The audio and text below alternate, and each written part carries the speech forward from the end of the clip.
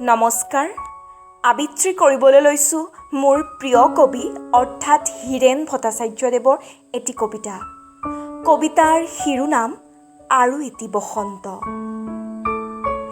বিস্ময়াবহ এটি চৰাইৰ ডেউকাৰ পোহৰ আহি পৰিছে মোৰ চোতালত। হৃদয় স্পন্দিত মৃত্যুৰ ছন্দেৰে অনুভৱ কৰিছোঁ জীৱন।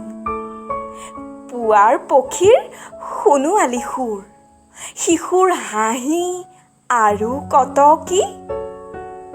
প্ৰাণৰ বালিত আজি আকৌ লিখি থলোঁ এটি নাম, যিদৰে তুমি আলফুলে অথচ ঐশ্বৰ্যৰ গৌৰৱেৰে তোমাৰ প্ৰিয়জনৰ নাম লিখি থোৱা হৃদয়ৰ গভীৰত। প্ৰেমৰ কথাটো আৰু আনক ক'ব নোৱাৰি, নিশ্বাসৰ দৰে নিঃশব্দে যেন বিচাৰি ফুৰে শব্দ, বৰ্ণ আৰু পোহৰৰ উৎস। আৰু এটি বসন্ত।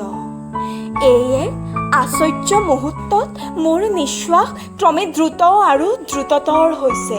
স্নায়ুৰ মাজেৰে চলিছে শানিত এক অস্ত্ৰ। ধন্যবাদ।